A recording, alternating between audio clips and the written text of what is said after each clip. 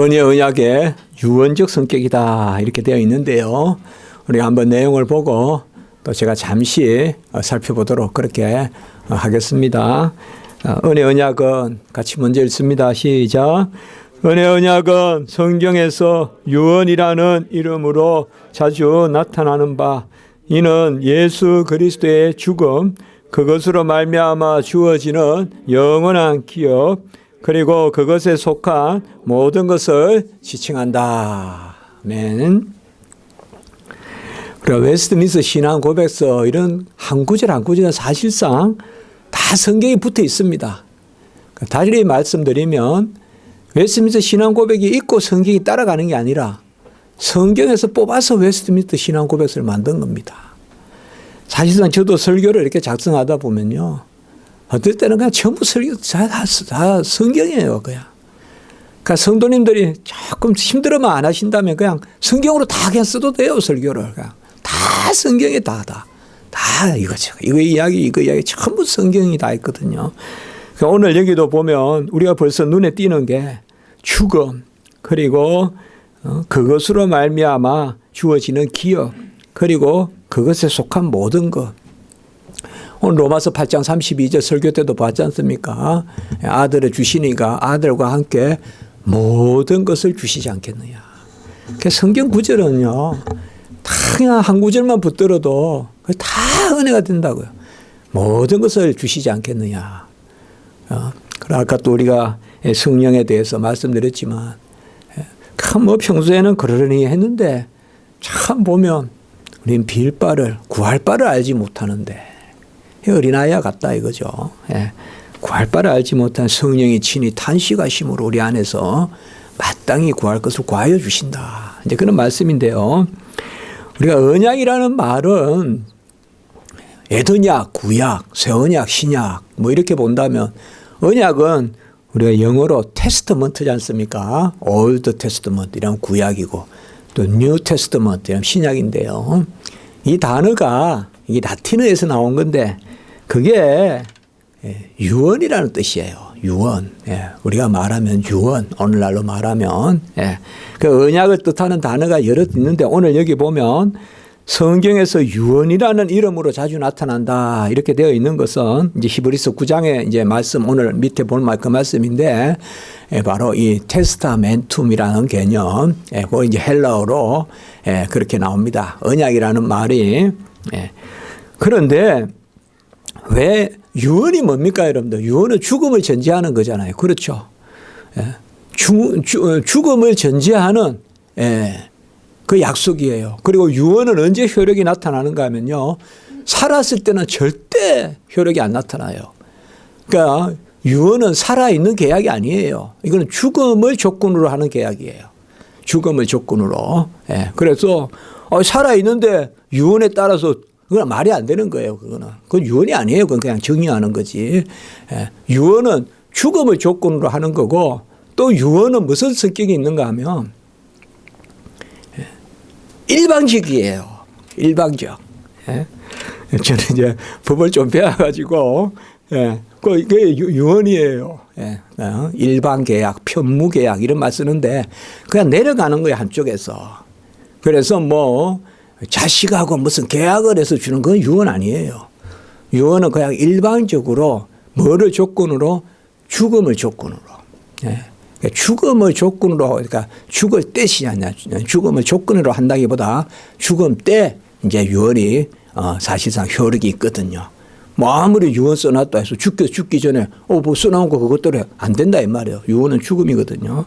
그러니까 그런 성격이 사실상 그 단어에 들어있어요. 봐서 우리가 신약 구약이라는 말이. 그래서 이 은혜 언약의 유언적 성격이다. 이래 좀 말이 조금 어떻게 유언이란 말 이런 걸 별로 안 좋아할 수 있는데 이거는 뭔가 하면 예수님의 죽음을 조건으로 일방적으로 베풀어지는 것이다. 쌍방적인 것이 아니다 이거예요. 일방적으로. 유언은 일방, 편무. 둘 쪽에 의무가 있는 게라 편무. 예수님만 그냥 의무적으로 주시는 거예요. 우리는 그냥 거저 받는 거예요. 그게 은혜죠. 그래서 은혜 언약에서 이 성경에서는 이것을 아주 유언으로 그렇게 표현한다. 이렇게 이야기하는 것입니다. 그러니까 예수님의 그 죽음의 값을 우리에게 주시는, 그게 이제 우리가 은혜 언약의 약속이라고 하거든요. 은혜 언약의 약속. 그래서 예수님이 죽으시고 죽기까지 복종하셨으니까 바로 이어지는 게 뭐예요? 그 예수 그리스도의 죽음으로 말미암은 영원한 기업을 준다. 우리가 최근에도 설교서 했지만은 하나님은 여호와는 나의 분깃이시니 또 여호와는 나의 기업이시니, 이 분깃과 기업이라는 말이 바로 로마서 8장 17절에 가면 그대로 그게 상속자거든요. 그래서 이 상속 개념이잖아요. 성경에는 이러한 유언 상속적 개념이 많이 나온다 이거예요. 그래서 로마서 8장 우리가 자녀이면 또한 그리스도와 함께한 상속자니, 그 상속자란 말 함께 상속자다. 그리스도와 우리가 함께 형제잖아요. 그러니까 함께 상속자죠. 그래서 형제라 부끄러워하지 아니하시고, 히브리서 2장 11절 말씀이죠. 형제라 부르기를 부끄러워하지 않으시고, 바로 거룩하게 하시는 분과 거룩하게 함을 입은 자가 다 한 곳에서 한 근원에서 난지라. 이렇게 성경은 말씀하고 있습니다. 사실상 이 모든 것이 어떻게 주어집니까, 우리는? 이게 귀한 거예요. 자녀됨이거든요. 우리 자녀됨 여기에 다 들어있지 않습니까? 세상에 그 무엇을 이야기해도 그건 자녀됨이잖아요. 자녀됨. 뭐 이웃 사람은 조급하잖아요. 뭐 줄까, 또 내가 이렇게 하면 도와줄까, 뭐 계속 그렇지 않습니까? 우리 사업도 하시고 또 우리 다 직장도 다니시고 하시는데 끊임없는 그냥 이 인간관계잖아요. 끊임없는 인간관계잖아요. 그러나 그거부터 탁 넘어서는 게 뭐예요? 그거는 전부 다 쌍방계약이잖아요. 안 그렇습니까? 뭐 일한 만큼 받는 거죠, 사실. 많이 받는다고 생각해도 뭐 많이 일했으니까 경력에 따라 주는 거죠. 뭐 안 그렇습니까? 다 세상은. 그러나 하나님이 어떻게 하여 우리를 이게 베푸느냐? 딱 한 가지예요. 하나님은 아버지 되시고 우리는 자녀되기 때문에. 그래서 언약은 바로 자녀됩니다. 영생은 바로 자녀됩니다. 자녀됩니다. 그러니까 우리를 자녀 삼아 주시는 그 양자의 영. 자녀 삼아 주시는 영이 양자의 영이거든요. 바로 자녀 삼으심의 영. 그 양자는 자녀이자 상속자거든요. 그래서 바로 하나님이 우리와 맺은 언약은 어떤 소유가 아니라 예수님의 죽음. 죽음의 의미는 뭐냐? 존재를 주시는 것이다. 그 자신을 우리에게 향기로운 제물과 희생제물로 주시는 것이다. 우리가 뭘 원해서 주님이 내 안에 들어오면 안 됩니다. 우리는 아무리 원하고 아무리 부족하다 해봤자요, 주님 안으로 들어가야 됩니다. 우리가 주님 안으로 들어가야 됩니다. 주님을 내 안에 이렇게 끌어당기는 게 아닙니다. 그럼 주님을 소유로 삼는 거예요. 우리는 아까 말했죠. 우리 사실 빌바도 몰라요. 우리가 뭐 이렇게 기도하고 하면 되게 많은 것을 구하고 뭐 하나님이 뭐 주시지도 않을 너무 큰 거 구한다. 아니에요. 진짜 큰 거는 못 구해요, 우리는. 진짜 큰 건 알지도 못해요, 우리가. 진짜 큰 건 알지도 못해요. 아무도 우리는 홍해 갈라달라고는 기도 안 해요, 잘. 몰라요, 그거는. 그렇게 하지는.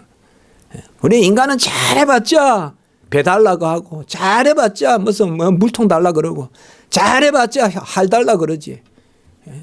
여리고성 뭐 몇 바퀴 돌 테니 좀 무너지게 해달라.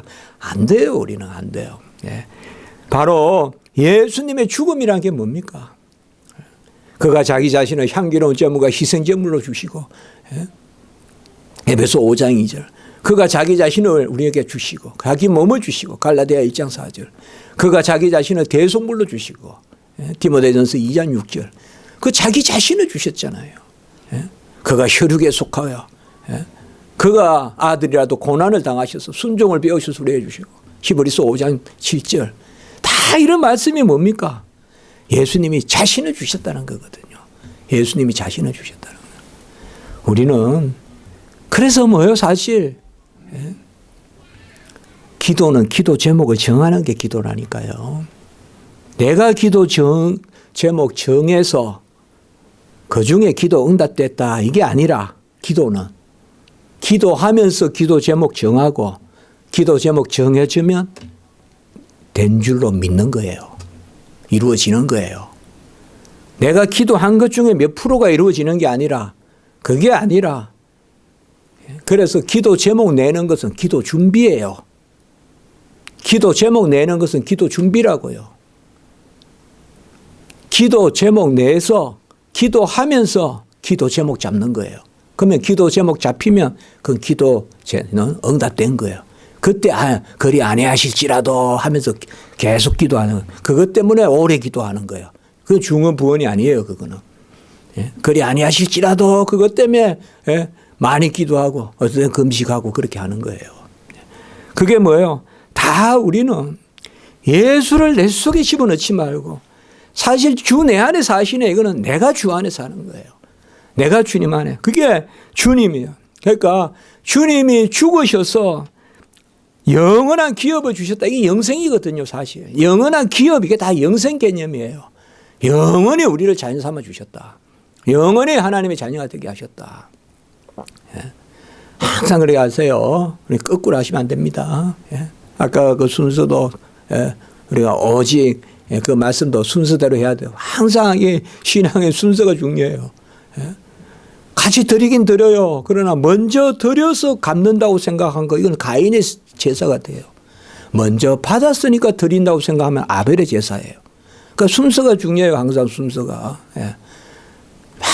하나님을 자꾸 내 안에 넣으려 하면 그것도 내 자식이잖아요. 내가 용량이 크니 작니. 아니요. 강도가 무슨 용량이 있어서 낙은 같겠어요. 아니에요. 기도는 우리 하나님께 들어가는 거지. 기도는 주님께 들어가는 거지. 내가 무슨 용량을 키워서 아니요. 내가 용량 키운다면 그거면 하나님께 들어가는 거야. 같이 합니다. 자기 부인, 좁은 문, 좁은 길, 나를 넓혀서 들어가는 거 하나도 없어요. 나를 좁혀야 돼, 오히려. 나를 부인하고. 그래서 주님 안에 들어가면 시온의 대로같이 열려요. 그게 뭐냐 하면 그리스도께서 자기 자신을 주신, 자기 자신을. 그러니까 자기 자신을 주셨다는 거예요. 소유를 준 게 아니라. 소유를 주셨으면 내 주머니에 넣지만은 기도는 그게 아니라니까요. 자기 자신을 주신 거예요. 그는 우리가 그 속에 들어오게 하시는 거예요. 우리가 그리스도 안에 속하게 하는 거예요. 그게 뭐냐 하면 그 경지가 뭐냐, 그 지경이 뭐냐, 그게 바로 유언이고 자기 자신을 주신 거예요. 일방적이고 그런 것입니다. 그래서 우리가 그리스도가 자신을 주시고 그에 속한 모든 것을 주셨다. 그러니까 이런 성경 구절 더 많이 쓰면 좋겠지만 오늘은 히브리서 9장 15절 17절 같이 있습니다. 시작. 이로 말미암아 그는 새 언약의 중보자시니 이는 첫 언약 때에 범한 죄에서 속량하려고 죽으사 부르심을 입은 자로 하여금 영원한 기업의 약속을 얻게 하려 하심이라. 유언은 유언한 자가 죽어야 되나니 유언은 그 사람이 죽은 후에야 유효한즉 유언한 자가 살아있는 동안에는 효력이 없느니라. 간혹 성경은 이렇게 아주 법적인 거, 아까 로마서 8장 17절 이런 것도 아주 법적인 이야기인데 그런 것을 가지고 이렇게 했습니다. 이러한 은혜가 우리에게 있게 원하고 항상 나를 중심으로 살지 말고 항상 주님을 중심으로 내가 주께 끌려간다. 내가 주께 가까이 간다. 자꾸 이렇게 말이죠. 내 안에 주를 끌어들인다 이렇게 하지 말고 그게 결국은 내가 주님을 그게 우리가 존재신앙의 모습이다. 소유신앙이 아니라 존재신앙. 그리스도는 자기 자신을 주셨고 우리는 존재신앙을 가져야 된다. 자꾸 소유신앙 갖지 마라. 그게 우리 은혜 언약의 교훈이라고 오늘 그쪽도 한 단면을 생각해 봤습니다.